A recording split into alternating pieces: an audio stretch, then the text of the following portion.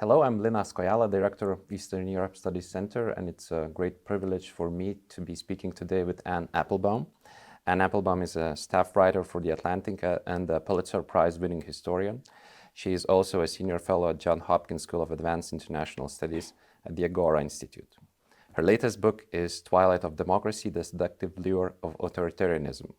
But we will be speaking more on her previous book, Red Famine, Stalin's War on Ukraine, A History of Holodomor, which was first published in 2017. The book won the Lionel Gelber Prize and the Duff Cooper Prize. So, Anne Applebaum, welcome. Thank you. And of course, we're speaking about it because the book is being published in Lithuanian. Yes. Yeah. We're very glad to have this book published in Lithuanian as well, because it's also a very important time for it to be published. So maybe you could speak us through a bit about your primary motivation on focusing on this topic and writing about it for a very broad audience. In a way, it grew out of my previous books. I wrote a book about the history of the Gulag that was published in the early 2000s. In which I collected a lot of sources from all over the Soviet Union. I worked in archives in Moscow. And in the process of doing that, I, first of all, came to understand how those archives work and how to use them. And second of all, I came to understand that there were other lesser known stories to tell. So there were other pieces of the Soviet tragedy that needed more explanation. And one of them was the Holodomor, the Ukrainian famine of the 1930s. And not accidentally, it's not a well-known story, because at the time it happened, it was covered up very deliberately by the Soviet regime. It was then covered up further in the years afterwards, even to the extent of the regime manipulating statistics, sort of death statistics and population statistics in Ukraine to deny that there had been a famine. There was pressure put on journalists at the time and then historians later, so that it was an undiscussed subject that couldn't be mentioned at the time of the Soviet Union. And there were Ukrainians who tried to speak about it and who talked about it. Some managed to get out of the country during and just after the Second World War. And they actually set up, even already in the 1940s, kind of commemoration organizations. They tried to collect memoirs and they tried to create a record. And although there had been some accounts of this written, Robert Conquest, a really great American-British historian, had collected all the existing documentation in the 1980s and written a book about the famine.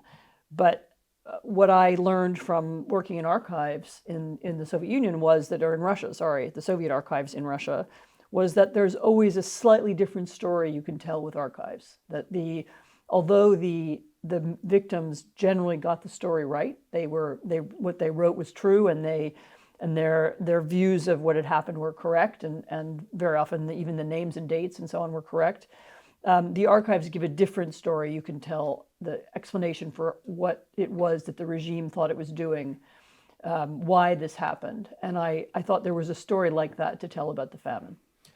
Yeah, you mentioned that it was covered up and not be discussed widely. Why was it so damaging for the Soviet system to be speaking about what happened in Ukraine in early 30s and maybe later on? Because in today's Russia would probably argue Holodomor is not also well understood still. So the Soviet system more generally didn't speak about its mistakes, but the famine, which I should say there was not only a Ukrainian famine, there was a broader famine throughout the Soviet Union, and I can explain about that if you'd like. The famine was a particularly damaging story because it followed in the wake of Stalin's decision to collectivize agriculture, so to force all of the peasants and farmers all across the Soviet Union to give their land, their agricultural machinery, even their livestock to the state. And this completely disrupted Soviet agriculture and caused a general famine in the late 1920s and early 1930s. And because this was a mistake that was Stalin's personal decision, and it was always attached to him, he had a particular interest in covering up. And of course, it also went to the heart of Soviet propaganda, which was all about how we will increase prosperity and we have scientific ways of making people live better. And the famine was a direct contradiction to that, because in fact, after the famine, Soviet agriculture never really did recover. I mean, it was always much lower and much weaker sector than it could have been. And the famine caused terrible, terrible disaster all over the country. What happened in Ukraine was that Stalin used that disaster to take care of a different set of problems, namely the problem of Ukrainian nationalism. So would you say that in today's Russia, it's still a topic that couldn't be discussed openly by people who are interested in history or those who want to reflect what happened during the Soviet times? So there was a little bit of discussion of the broader famine, of the famine that was caused by collectivization. And then there was a sort of slightly more open moment in the 90s and 2000s when some Russian historians were beginning to write about that, and some of them even got into kind of arguments about where the famine was harsher and less harsh. And it was observed that there was, in two places, an unusual kind of famine. One was in Ukraine and the other was in Kazakhstan. And there was some debate about why that was, and you could have a conversation about that up until a few years ago. But really, since 2014, it's been absolutely taboo subject. And there's very, very little discussion of it. And in fact, there is a kind of opposite push to deliberately cover up, to deliberately deny it, so much so that famine monuments in Donetsk, in the regions that were occupied by the Russians after 2014, and also in southern Ukraine after the February invasion, famine monuments were taken down or covered up or removed as a way of not telling the story. I mean, I think the Russians saw the famine as part of a Ukrainian narrative, not just about victimhood, but also part of an argument about why Ukrainian history was different from Russian history.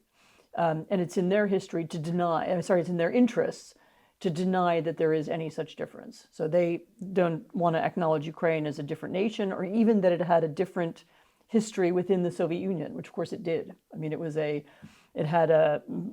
a different, certainly in the 20s and 30s, there were different narratives in Ukraine. There was a different way in which Ukraine came to join the Soviet Union. It had, it had a different history and a different status inside the Soviet Union. But they wanted to deny that because that disturbs their story, which is that there is no difference and we're all one people. So we could argue that it's also an essential part of Putin's ideology to somehow leave this piece of history out and to portray Ukraine as something as simply a part of broader Russia? Yes. I mean, it's not just the famine, of course. It's everything that's special and unique about Ukrainian history, and the whole Ukrainian experience of colonization, of being a colony, of fighting to have their own language, of fighting to have their own institutions, their own newspapers and theaters and so on, which went on all through the 19th century. This was part of, this is a story that Putin didn't want told. And his argument is there isn't such a thing as Ukraine. Ukraine is South Russia. There isn't a Ukrainian language. It's a dialect of Russian. There isn't such a thing as Ukrainian separate culture, which, I mean, funnily enough, even in Russian popular culture and even in the crude and most vulgar kind of anti-Ukrainian narratives in Russia, you can still hear that they sense a difference. They use it. There's slurs and slang words they use about Ukrainians. And when you read, for example, the texts that Russian soldiers send home, or that you can listen to the Ukrainians have recorded some of the conversations, you often hear this kind of negative way of speaking about Ukrainians, but always with the sense that they're different. There's something about them. They hate us. They live in this different way. They have this language we don't understand, and so on. So there is a deep understanding that it's different, but the Russian narrative has always been to cover up and deny those differences. So could we say that Russians don't believe the narrative that comes from the Kremlin because they understand that Ukraine is something different? It's very hard when you talk about Russia to talk about public opinion in the way that we normally think about it. So, the idea that people have clear views and they say, they wake up in the morning, they say to themselves, well, here's the Kremlin narrative and I don't believe that, I believe something different. I don't think that's how people think. I mean, I think they acknowledge the main narrative, and this is obviously there are important exceptions to this, maybe even a large number of exceptions to this, but for many people, they hear the narrative and they accept it and then just aren't bothered by the contradictions to it. They don't argue with it because it's part of the landscape, and you just have to acknowledge what people in power say, and then you have your own thoughts, but that doesn't necessarily mean you question the main idea, if that makes sense. Yeah. Looking at Holodomor from the Ukrainian perspective, you talked extensively in your book about how different political leaders in Ukraine understood the importance of this part of history for the Ukrainian identity. So could we say it's an essential part of the Ukrainian identity? Could it be one of the motivations to fight today for the freedom of the country? Because quite a lot of people, I think, in the West were surprised by how Ukrainians stood up to the Russian aggression. So I think it is important. I mean, it's been certainly since Ukrainian independence, the famine and the history of the famine have been commemorated and discussed and so on.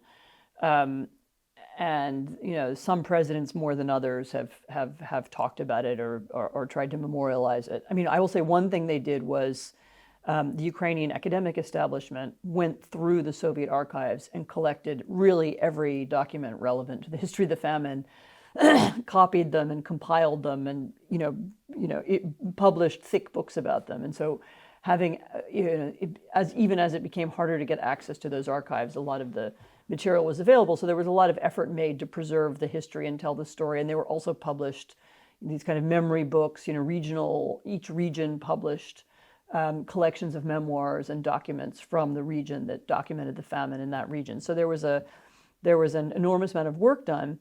I would also say, though, that certainly after 2014, the Ukrainians began to have a different set of motives as well. So it's not just that they're angry about the famine, and that's an important piece of history, but their sense of who they are as a nation and what their goals are, that they would like to be a democracy, that they would like to be integrated to the West. I mean, I think that's all that's a big part of the explanation for what motivates people now. I don't think you can say it's just the famine, but the famine was part of building that. Not the famine, but the history and memory of the famine were part of building that consensus in Ukraine about why we need something different, why we need a different relationship with Russia, why we need a different relationship with Europe. Well, previously, of course, before 2014 and especially before 2022, we talked a lot about how divided Ukraine is. Different languages are being spoken in Ukraine, different historic tendencies in different parts of the country. Do you think this also played a role in it? I mean, in the sense that the perception of Holodomor differs in different parts of Ukraine, or at least it differed before the Russian aggression? So the Holodomor was experienced a little bit differently in different regions. Maybe we should talk a little bit about what it was in order for me to be able to explain that. So the Holodomor was not an accident. It was not caused by the weather, and nor was it exactly it wasn't just an outgrowth of collectivization. So what happened was, when collectivization began in 1929, 1930, there was an enormous amount of chaos in Soviet agriculture, and there was an enormous amount of peasant resistance. People didn't want to give up their land, and they didn't want to give away their cows and their sheep, whatever it was, to the state. And the resistance was especially strong in Ukraine. There was actually armed resistance. There were people who still had guns in their barns left over from the Civil War. And the Civil War in Ukraine had also been very bitter and chaotic, especially much more so there than in other parts of what became the Soviet Union. There had been in 1918 a kind of the territory went back and forth. There were several different versions of a Ukrainian republic that were created. One right after the Soviet Revolution, then a Bolshevik Revolution, then another one came into being, and there were a series of leaders. And there was a constant attempt to create some kind of Ukrainian state, some kind of with an ethnic identity and with Ukrainian language. And this was, of course, at the same time that Lithuania and other Central European states were also trying to attain their independence and identities after World War I. So really, Ukraine was part of that same wave. It's just that in Ukraine, it didn't succeed. And it didn't succeed because they lost a war, and they lost the war to the Bolsheviks. One of the reasons they lost, of course, is because the White Russians, the Imperial Russians, didn't work with them. So the White Russians still had the Russian imperial idea in their heads, and they didn't want to work with Ukrainians.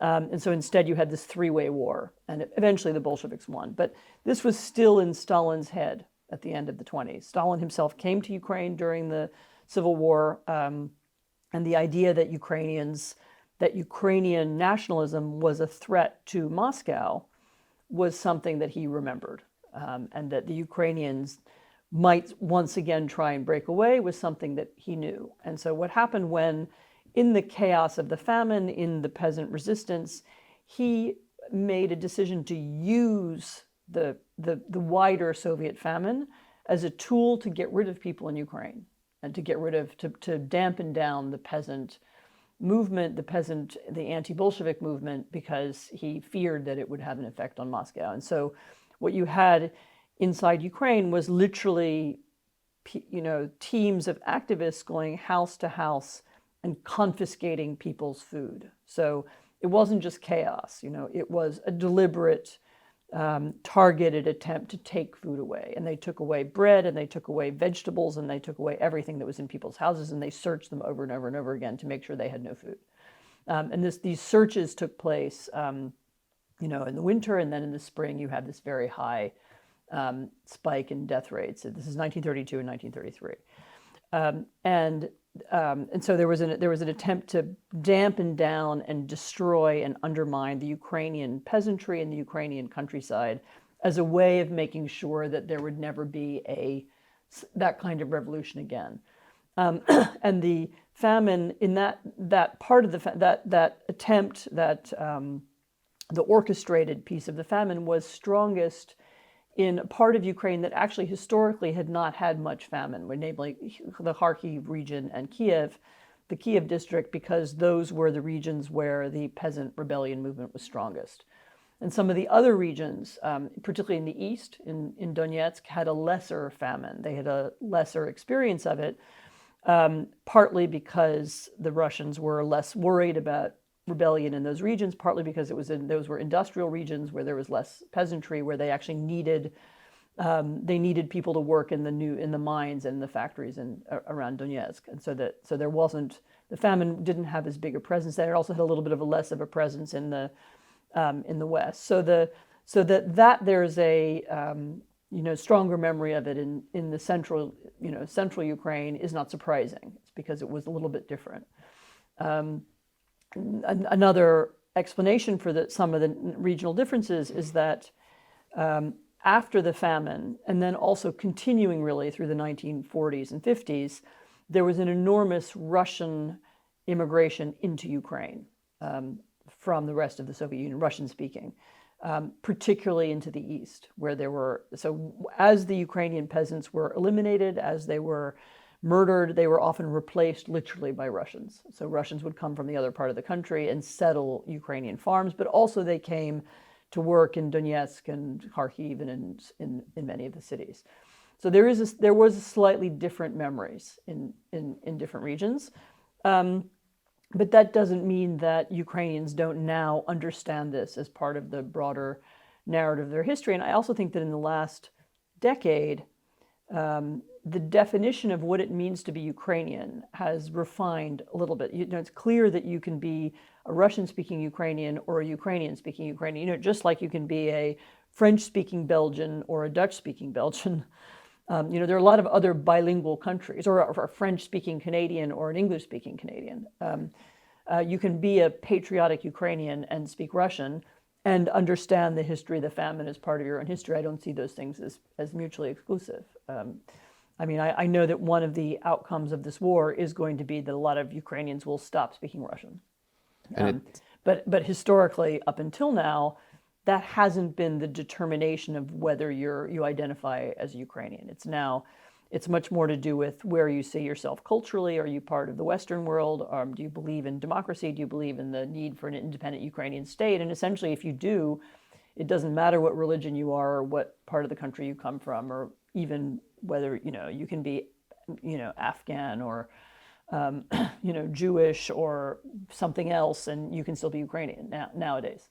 And this kind of multicultural Ukraine is an antithesis to today's Kremlin and its policies. Yeah, the multicultural Ukraine that grew up, over the past 2 or 3 decades is absolutely different from what Putin has tried to cultivate. Although, of course, the interesting thing about Russia is that it's actually not a single ethnicity. Yeah. It's very much a multicultural country. It's just that it has an imperial mindset. That Russian culture is dominant and everybody else has to follow it, whereas the Ukrainian idea is a little bit different.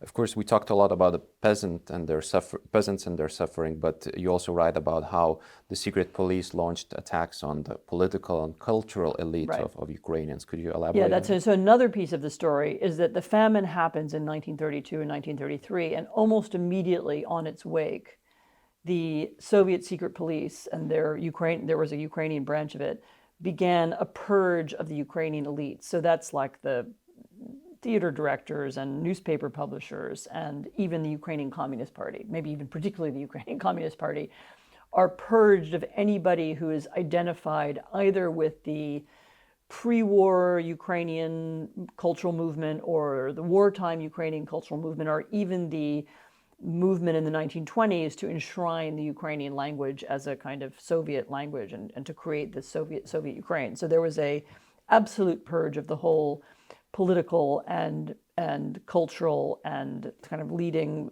intellectual class in Ukraine that seems to have been connected to the famine. I mean, essentially the same people who carried out the famine also carried out this purge. I mean, it was the OGPU, as it then was, the Soviet secret police. And the goal was very similar, to eliminate this problem of Ukraine. And again, the problem for Stalin, the problem of Ukraine was the idea of Ukrainian nationality and sovereignty that stood in direct contradiction to the Soviet idea and also just to the dominance of Moscow.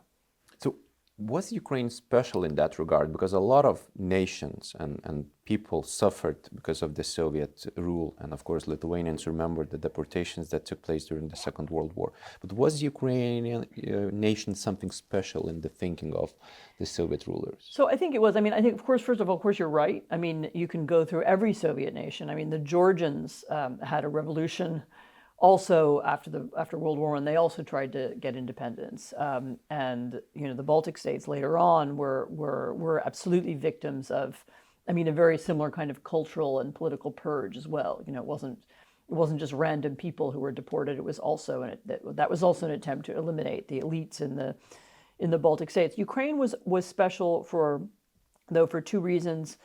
One was the size of it and the Russian understanding of how important it was. So it was particularly for its grain. It was understood as a kind of strategic, we need Ukraine and its grain in order, to feed Moscow and Leningrad. And also for its geography, because the Russians had this idea that if we control Ukraine, then we have somehow access to the West, or we reach into Europe. We become a European power if we have Ukraine. And by the way, that's no different from the understanding today. Whereas without Ukraine, Russia is really an Asian or Eurasian power. It's it doesn't really have borders with Poland. It doesn't have.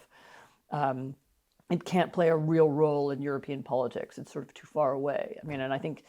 Although those kinds of geographical ideas matter a little bit less now than they used to, I think there's something of that still to this day. Putin's idea is that he needs Ukraine in order for Russia to be a major player in Europe. He needs Ukraine to be absorbed into Russia. And that was something Stalin had very similar idea, that Ukraine has to be part of Russia if if the Soviet Union is to be a great power. Could you talk a little bit about this discussion, whether we could term Holodomor as genocide or not, because this is seemingly an important topic for Ukrainians at least? So the question of whether the Holodomor is a genocide was a little bit more important 10 years ago, or even 1 year ago, before there was a modern real genocide in Ukraine. I think that the story of what's happened in occupied territory in contemporary Ukraine is going to occupy Ukrainians and the world really more in that sense than this older argument about the Holodomor. But yes, since Ukrainian independence in 1991, the Ukrainians made an attempt to get the Holodomor recognized as a genocide in various international tribunals and to get various states to recognize it as that.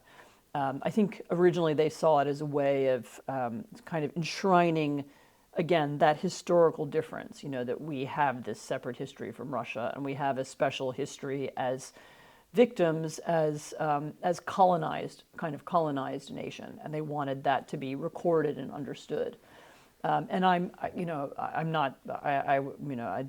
would of course recommend and suggest that they continue to go on and do that. I mean, this was really a diplomatic argument rather than a historical one.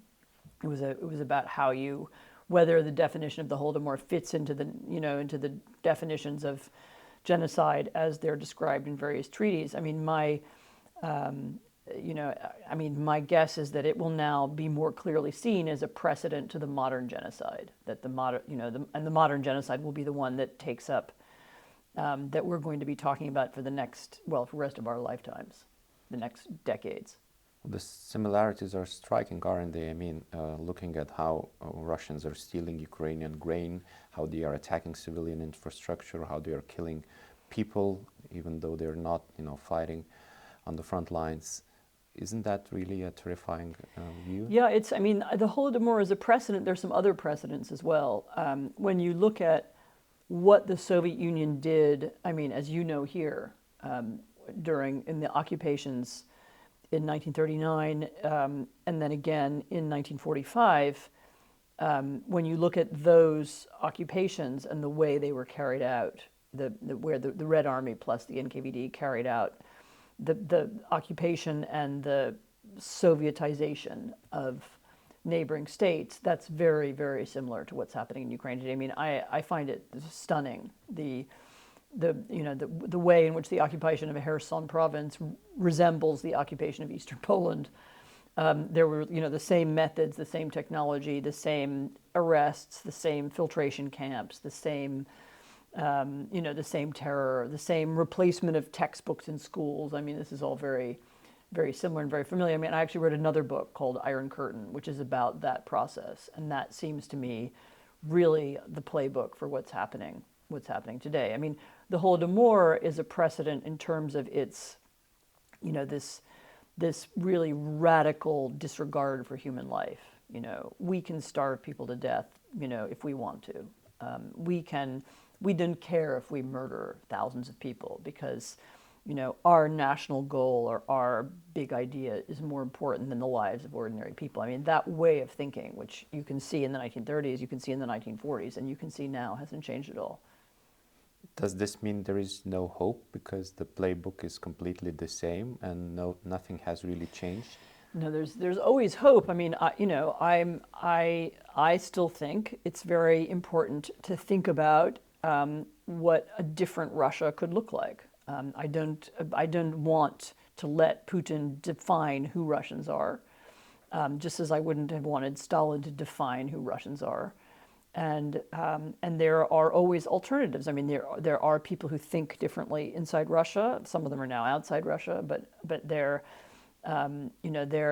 you can imagine with a different set of leaders who have a different set of values, you could have a different kind of country. I mean, so I don't think any country is condemned by its history or by its culture to be a certain way. I mean, these things aren't genetic, I mean, there are kind of cultural and historical reasons why some countries end up one way after another, but actually even the difference between Ukraine and Russia is important to remember. I mean, these two, they were part of the same empires. They were both part of the Russian Empire and then the Soviet Empire, and they were culturally very similar, and people who grew up in Ukraine in the 1970s and 80s had the same education as people who grew up in Russia, and yet they became different, and they became different because they had different leaders. And in Ukraine, they had real elections, and maybe they weren't wonderful elections, and maybe there were problems with the way the democracy worked, but they had changes of president and that were affected by the elections, and that's different from Russia. And so they developed in different ways. I mean, like you look at China and Taiwan. I mean, China has this great narrative about Confucianism and Chinese history, and we are the heirs of a way of kind of Eastern autocracy and so on. And then actually, okay, there's the island of Taiwan, and these are the same people, and they speak the same language, and they have a democracy, and it works fine. So these I don't like these kind of arguments that everything has to be the way it is, because it always was. Of course, Russia could change. It just needs different leadership. And leaving the leadership out, what also would need to change in Russia? I mean, the historic narrative, the schooling system, would it need to be a structural change? Historic narrative, schooling system, structural changes, sure, all of that. I mean, even what would be very important would be an understanding that they lost this war and that they deserved to lose it, and that the war was a mistake, and that the empire's over. And it's the moment when Russians stop wanting to have an empire, or then you begin to have real change in Russia. And I think actually that's already begun. And my last question maybe is on democracy versus autocracy. Some say war in Ukraine, or Russia's aggression against Ukraine, is just one of the examples of a broader struggle between democratic countries and autocratic countries. Would you think that's the case? There's some truth to that. I mean, I don't want it to be too black and white, because I think this struggle between autocracy and democracy goes on within countries as well as between countries. I mean, the attraction of autocracy is, you can see it in America, you can see it in France, you can see it in lots of modern successful democracies. And the struggle for democracy you can also see in Russia, in China, in Iran. You can see people want, calling for freedom, and it's not like the Cold War where there are these kind of two blocks, or these two camps, and they clash with one another. I mean, this is actually a more nuanced struggle that's going on all the time, everywhere, inside, outside.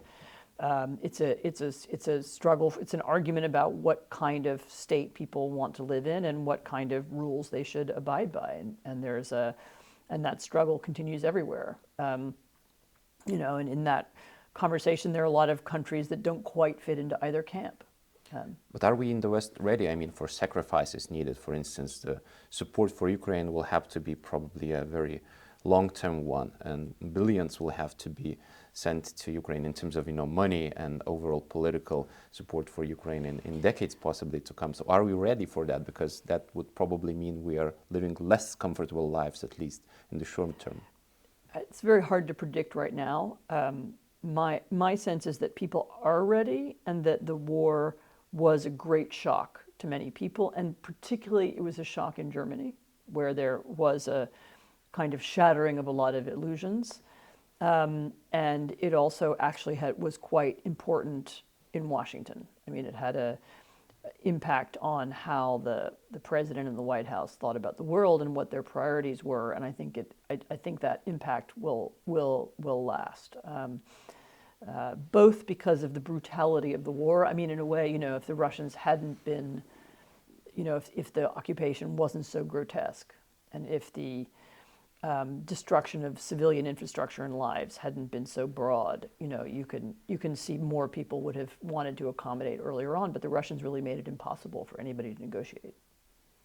Well, on this rather positive note, Anne Applebaum, thank you for talking with us, and of course I would recommend everyone to read her book, Red Famine, Stalin's War on Ukraine Now in Lithuania.